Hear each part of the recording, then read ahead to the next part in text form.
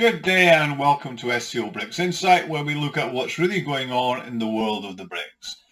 In today's video, I'm going to talk about what links Mikhail Gorbachev, the EU Commission, the Soviet Union and May the 9th. Now I bet that none of you are able to guess the connection, so bear with me as I explain the connections between them. Let's start with May 9th. In Russia, this date is celebrated as Victory Day. It commemorates the day the Soviet army planted its flag on top of the Reichstag building in Berlin, and the day that the Second World War in Europe ended with the victories of the Soviets, US, UK and their numerous allies who fought the Nazis. It's a major day in the Russian calendar, and it commemorates the sacrifice of the 30 million citizens who died in the war against the largest land army ever assembled, which they defeated. In Russia, there's not one family who didn't lose at least one family member in the Great Patriotic War, as it's known in Russia. In my own family, my wife's grandfather graduated as a country veterinary surgeon in 1936 and was drafted into the army and ended up running a field hospital at Stalingrad. Now, Stalingrad is recognised as the bloodiest battle that's ever taken place. The casualties amounted to 2.2 million. Yet he survived and he was able to tell the tales of heroism. So there's a video link below about Mamayev Kurgan that many of you will find interesting and moving, so do take a look. So that's why May the 9th means such a lot to Russians. Now, what does it mean to the European Union? Well, in May 1953, there was something set up called the European Coal and Steel Commission, which is founded by the Treaty of Paris. This was then superseded by the Treaties of Rome, which are signed by the members. It's created the European Economic Community, the European Atomic Energy Community, or Euratom. The EU then continually expanded to become known as what we recognise as the European Union, and it celebrates May the 9th as Europe Day. Now, I know most of you are totally unaware of that and not even interested.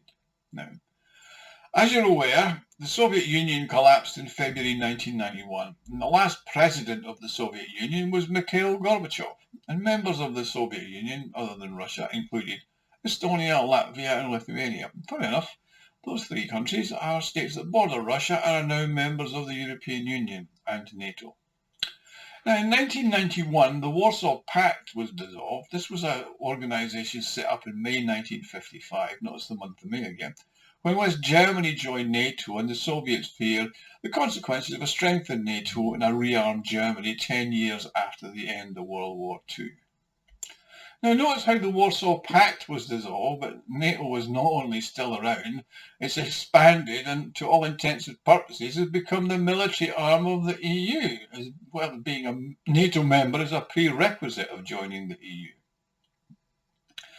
Now, in 1991, the members of the European Economic Community were Belgium, Denmark, France, Germany, Greece, Ireland, Italy, Luxembourg, Portugal, Spain, the Netherlands and the United Kingdom. Now, it's since morphed, as we know, into the European Union, and it's a long way from its original purpose as a trading organisation. It also had a 28% share in global trade back then compared to the 14% it has now, and that's despite adding 18 new members and losing one, which we know as the UK.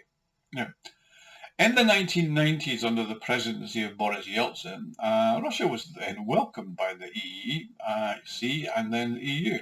It's even invited into the G7 despite its economy not even being in the top 10. And that was with the economy decimated by the economic policies of the new Russian government that were a disaster and caused the life expectancy of the citizens to plummet.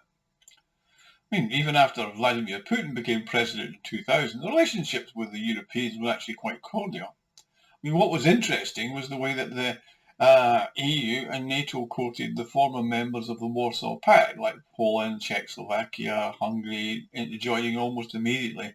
Even by the 2000s, the former Soviet states of Estonia, Latvia and Lithuania were in there.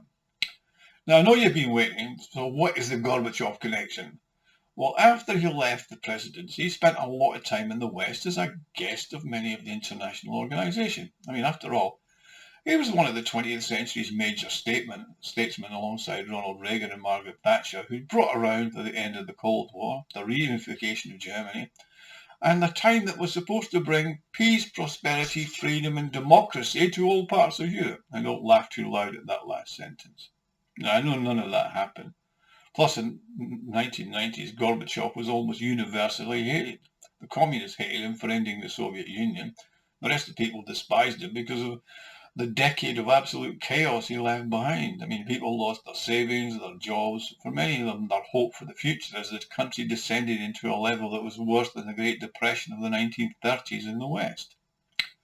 Now, I was privileged to meet Mikhail Gorbachev on a number of occasions at various events. I also had some one-to-one conversations with him, and he did have some really great stories to tell.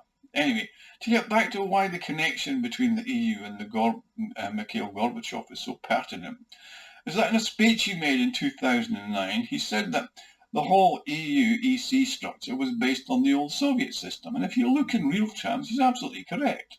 According to Gorbachev, the Commission is like the Politburo, the old Soviet Politburo. With each of the commissioners appointed and not elected, the positions are also divided up by the politicians of the member states and of the various other posts like the President and High Commissioners. So none are actually elected, and you only have to look at the makeup of the people to see that it's all failed politicians in their own countries that are then set on to do more harm elsewhere. I mean, von der Leyen was described as the complete disaster as German defence minister, and now she directs European policy on the Ukraine. Obviously, there's more clowns like her there. I mean, including Joseph Borrell, who says that EU is the Garden of Eden and everything else outside is the jungle.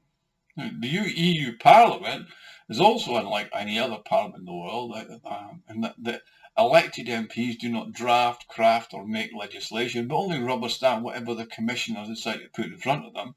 And they cannot reject anything, they can only send it back to be revised. I mean, it's even more undemocratic than the old Soviet system that Mikhail Gorbachev laughingly told me about. So there you have it. That's couldn't make a good pub quiz question. Anyway, thanks for watching. Like and subscribe. If you enjoyed this video, you can make a small donation by clicking on the thanks button, which will help me fund the website, SCOBRICSinsight.com, and this channel. I look forward to seeing you again, and I hope you've enjoyed the video. Thank you very much.